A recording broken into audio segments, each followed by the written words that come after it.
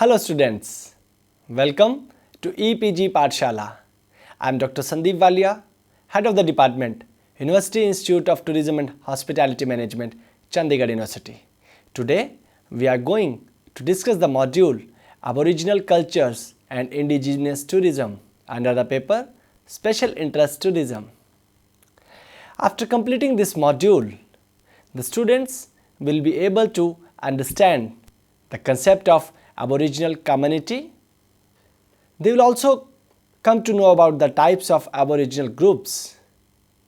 Students will know the concept of indigenous tourism. They will also understand the advantages and disadvantages of indigenous tourism. Dear students, according to Terry Ward, an eminent travel writer and journalist, has defined Aboriginal tourism as a unique kind of tourism in which tourists generally visit the tribal areas or backward areas in order to explore the culture of tribal or indigenous groups. Let us discuss about the scenario around the world regarding status of Aboriginal cultures. Currently, global strength of indigenous or Aboriginal people is around 370 million, which is around 5% of the total world's population. They cover more than 70 countries around the world, which is equivalent to 20% of the total surface of the earth. Indigenous or Aboriginal people exist in 5,000 different groups and speak around 4,000 different level of languages. Many communities around the world are directly or indirectly linked with indigenous or Aboriginal people like Zulu, Maasai, Maya, Karen, Muikin and Maori. More than 1,000 communities are associated with indigenous or Aboriginal people. Due to all these facts, they are better known as the rescuers of the culture, art, traditions, ideology, spirituality and sensibility and their history. Let us discuss about the indigenous tourism's global perspective. Dear student, in global context, Indian indigenous groups are said to be the people who comes under international legislations and are significantly known as protected groups. The major task for the global tourism community is to protect the identity of these people through various sustainable practices. Globally, the important indigenous groups are the people of Australia and Canada. Let us discuss the indigenous groups in the Indian perspective. My dear students, the Constitution of India has defined indigenous groups as scheduled tribes. Various leading tribes in terms of population in India are Gonds living in central India in the state of Madhya Pradesh, Maharashtra and Andhra Pradesh. Bhils living in the western India in the states of Rajasthan and Gujarat. And Santals living in the eastern India in the state of Bihar, Odisha and West Bengal. These groups vary amongst each other in terms of the way of living, food and culture. That is, tiniest tribal community in India belongs to Andamanese. They are the weakest tribes economically and socially in India. They are said to be the first tribes or population in India.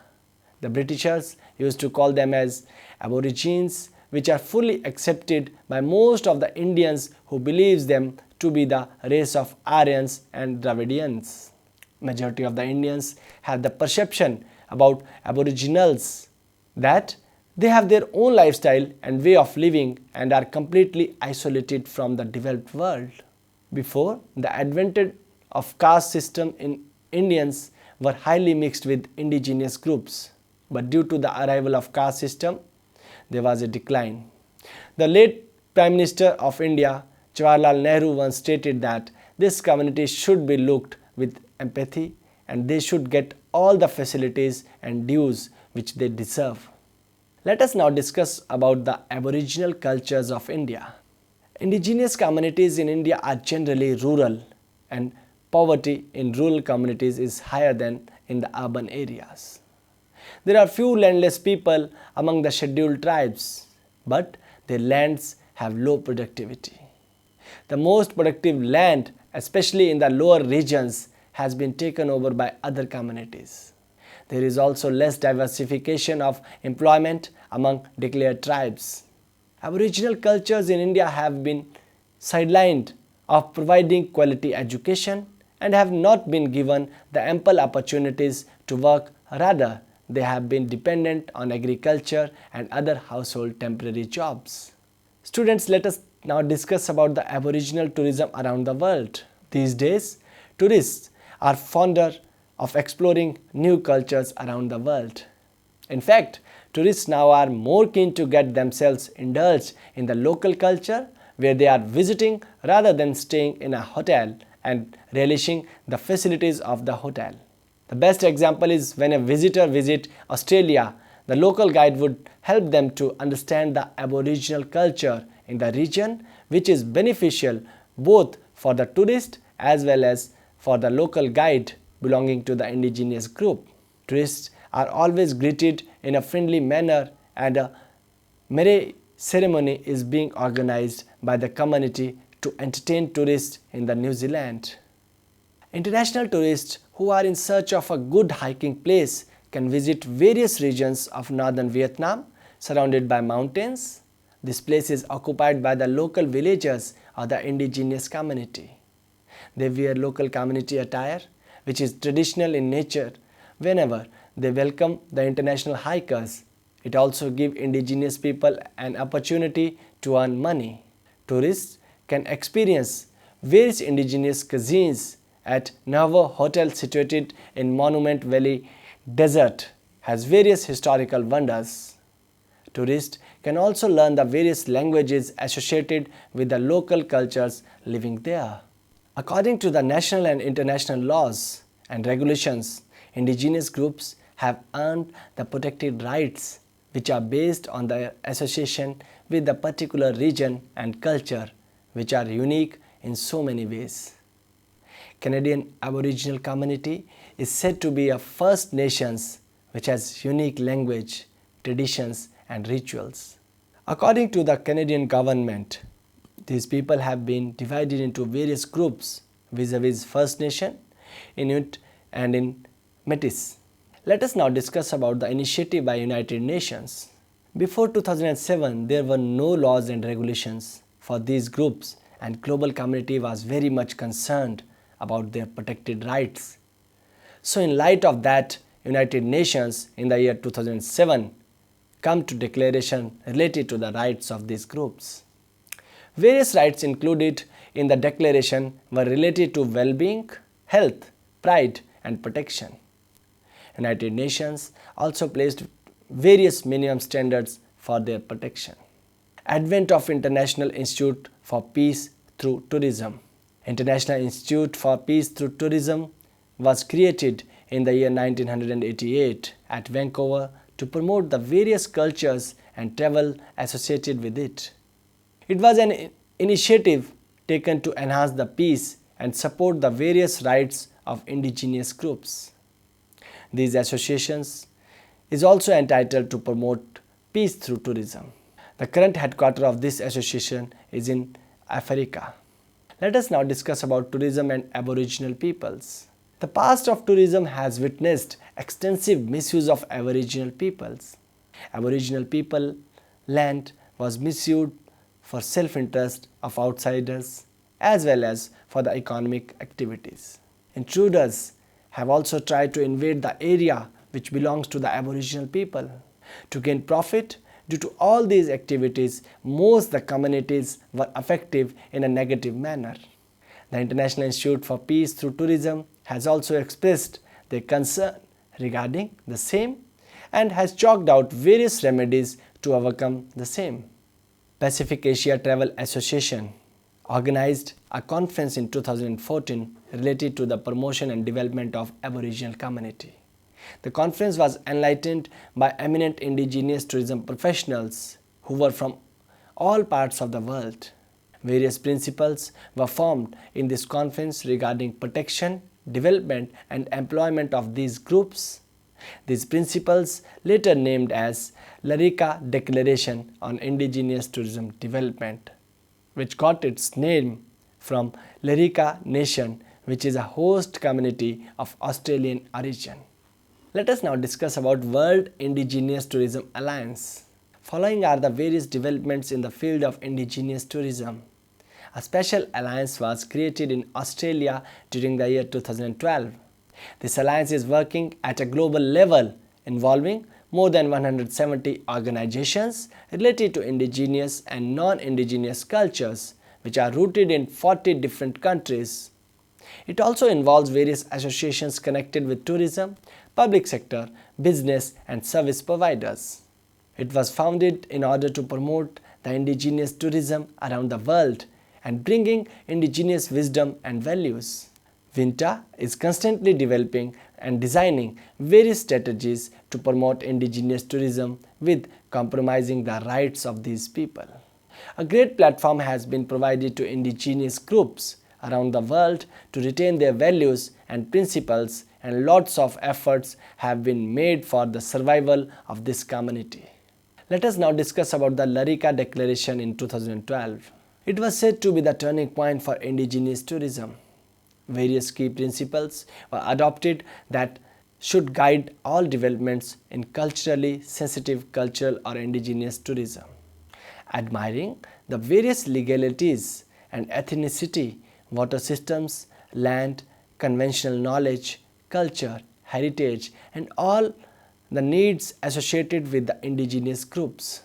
Sustainable tourism practices should be followed and encouraged on the regions where these cultures are situated.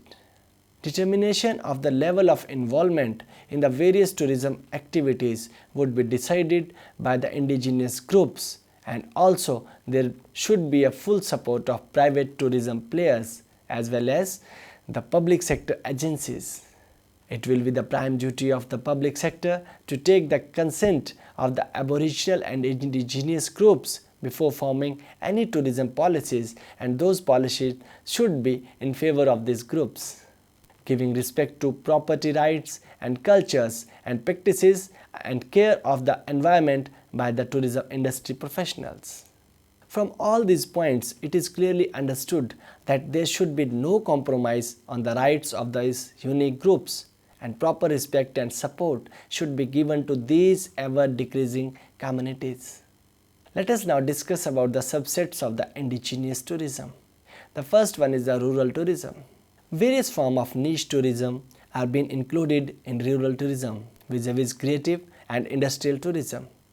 Rural tourism in a big way is an important form to promote the indigenous groups.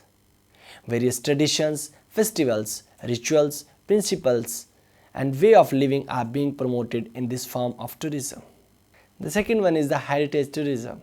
Heritage tourism affects indigenous people due to the tourists visiting their land and exploring their culture. As indigenous people are not part of the majority or the power in the country, they are not benefiting from tourism as much as they should. For example, in Mexico, tourism has increased due to the anticipated end of the Mayan calendar. However, the indigenous Maya do not benefit from the increase in tourist traffic through the ruins and other cultural sites. The third one is the ecotourism. Protecting natural habitat and conserving the natural resources is the need of the hour, and those places where indigenous groups are residing should be preserved through various sustainable practices and by following community-based tourism. It is very important to involve local community in performing any activity around that area. Hence, ecotourism plays a vital role in the development of infrastructure, health management, education systems, etc. Dear students, let us take a case of Zanzibar community. Various entrepreneurs were highly motivated with the concept of ecotourism, and it made them to travel back to their native places and start new ventures by spending their incomes. All activities were eco-friendly, and it led to the two-way development for both entrepreneurs as well as for the local community. There were huge developments like installation of solar panels, overall increase in the economy and living conditions. Various job opportunities were created and underdeveloped areas were developed. The main advantage of following ecotourism is that, too, is a community-based tourism, which includes the expertise of local community and their desires. Still, there are so many hindrances which are in the way of entrepreneurs who are very keen to adopt the eco-friendly practices. The need of the hour is to make toughest possible laws to save the Aboriginal and indigenous groups. Let us now discuss about the adverse effects of ecological tourism on indigenous peoples. Although there are so many benefits of following ecotourism practices in around the regions of Aboriginal groups, but not every good thing looks in picture is good in the reality. Hence, there are Aboriginal groups facing various negative effects of ecotourism practices. These effects are as follows. With the development of confined areas by the government, most of the Aboriginal and indigenous groups have lost their shelter, and in fact, no remuneration is being provided to them. Due to the development of restricted areas, most of the groups were forced to live on the areas which are unfit for living, like scarcity of water and food, disease-friendly environment, and unavailability of stock for day-to-day use. With the advent of natural reserve parks, made local communities deprived of using the land on which they were previously living. Tourists are just like invaders for the Aboriginal groups, as they are affecting the expressions of freedom as well as expressions related to performing their rituals and cultures. With the increase in the touristic activities, so many villas and huts were built using the wood available in those areas, and also unlimited tourist vehicles are also being allowed inside the forest areas, affecting the wild habitat as well as the local community. Let us discuss about the importance of indigenous tourism. Indigenous tourism generally includes communication with local people, culture and their traditions. These days, tourists are diverting more towards the unique forms of tourism. Indigenous tourism is the most preferred choice. Tourists are now wanted to get themselves involved and mix up with various cultures and traditions around the world. Hence, Aboriginal and indigenous tourism plays a very vital role in increasing the economy and the development of tourism in this sector. Most of the tourism players have now understood the wide importance of indigenous tourism. Indigenous tourism increases the charm of a destination by presenting a unique culture and tradition. Many international tourism organizations and travel agencies are these days promoting itineraries related to Aboriginal and indigenous tourism. Former Tourism Secretary of India, Mr. Banerjee, once placed on record that tourism increases the sustainability of environment and bring together various cultures and traditions. Tourism could become the most important tool for promoting various cultures and traditions and bringing these together on a common platform. Especially, indigenous tourism can pave the way to showcase the unique culture and traditions of these groups, which would directly help in the overall development of these groups. Tourism can be said as a savior of many indigenous communities, and most of the group belonging to Aboriginal indigenous communities have realized the significance of tourism and activities related to the tourism. Still, many indigenous groups still have not been able to adopt the tourism practices and suffering from the ill effects of the tourism. Let us discuss about the WORTH, a tool for promoting and developing indigenous tourism. W stands for willingness. It can be said as the eagerness of the local population to get themselves indulge in various tourism activities by advertising their culture and traditions and expressing their identities for their better livelihood and profit. The second letter of WORTH is O, which means ownership. It depicts taking ownership of all the tourism activities and coordination with the various governmental and non-governmental agencies dealing with tourism. The third letter R means revenue. Revenue is the most vital thing for Aboriginal communities for their development and growth, and it will also help in increasing the quality of life. So tourism is playing a great role in this. Then the fourth letter is T, which means transfer. Through various tourism practices would increase the two-way communication and sharing of ideas and knowledge, and indirectly would benefit the tourist as well as the local community, as they will get exposure of outside world and would become more familiar with people visiting to their areas. Then the next letter is H, which means holistic. Tourism would bring stability in terms of social and economical factors. Aboriginal communities would be highly benefited by the tourism activities which are being performed in the holistic way. Let us now discuss about some of the negative effects of indigenous tourism in India. Along with the benefits of tourism, it also brings few demerits of tourism activities inside Aboriginal cultures. One of the most important aspects is tourism affecting the culture and tradition of Aboriginal people in a big way. Let us discuss a case study which would give you a better idea about this situation. For this, we will take the case study of the Andaman tribes. With the advent of the Great Andaman Trunk Road, most of the indigenous tribes such as Hinterland and Jarawas got connected to the travelers and tourists. This led to the negative impact of tourism on these communities.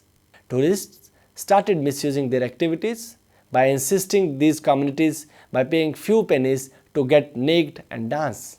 Children were also being spoiled by the tourists as they started smoking. Most of the tourists started throwing bottles on these communities and making fun of them. Various ill effects of indigenous tourism. Thoughtless tourist activities have contributed a lot toward damaging the indigenous culture and community. Various after effects are as follows. The first one is the cultural fright. Second one is the misuse of assets. Then there is objectification.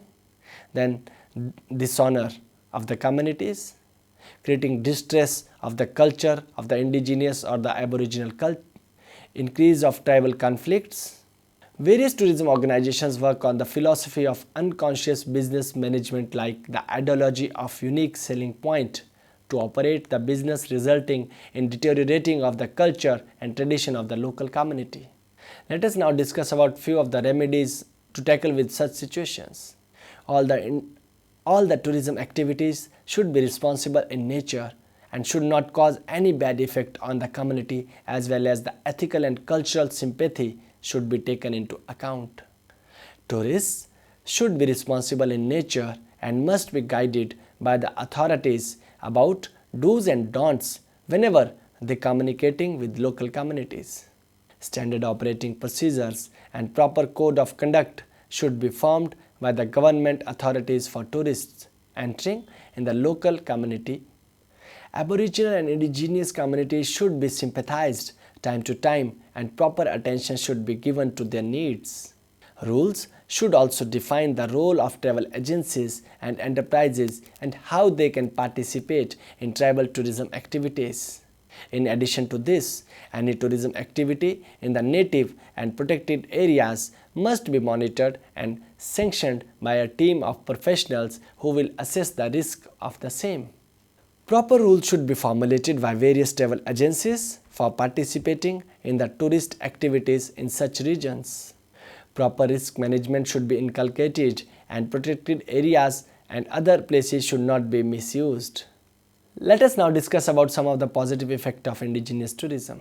Linkage between indigenous and cultural tourism. Let us discuss about a case study of the Nagaland. Nagaland is famous for its unique culture and tradition, and at the same time it is famous for its tribal tourism. The state is promoting indigenous tourism in a very positive way without compromising on the standards of indigenous groups. Very famous festival called Hornbill Festival is being celebrated in Nagaland, which is promoting the indigenous tourism in best possible manner. It is usually held in the month of December. Tourists from every part of the world visit this place to experience the festival. This festival is very unique in its own ways, as tourists get access to the sensitive areas and no compromise on the local culture and tradition is there. Apart from this festival, there are so many other festivals being celebrated in India which are promoting indigenous tourism in a positive manner.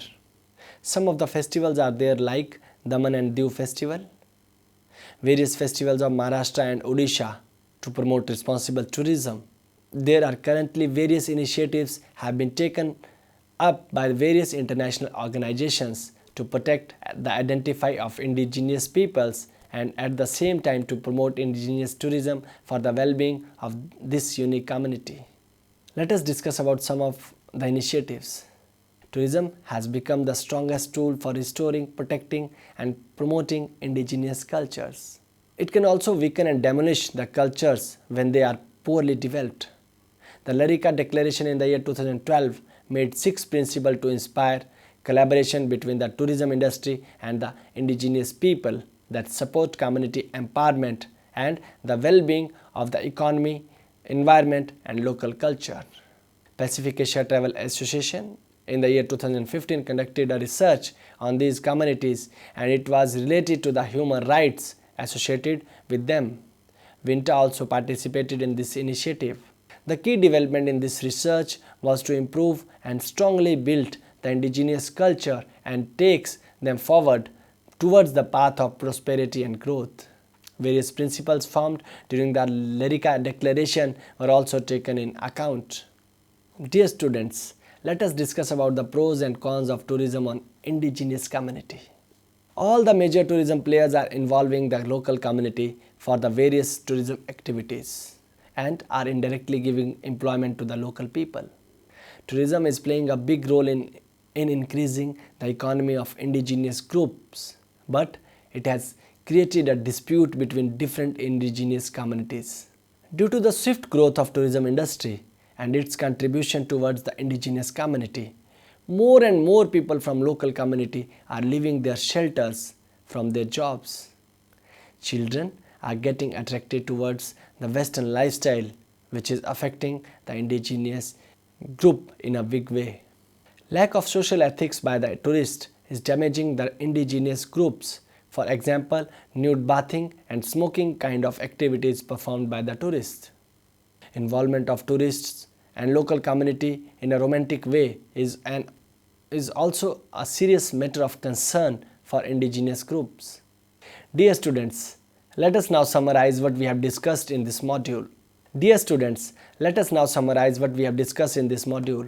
There is no doubt that tourism has supported the indigenous and aboriginal groups in every aspect like economic, social, but still it is the wholesome duty of tourism players to promote responsible and community-based tourism.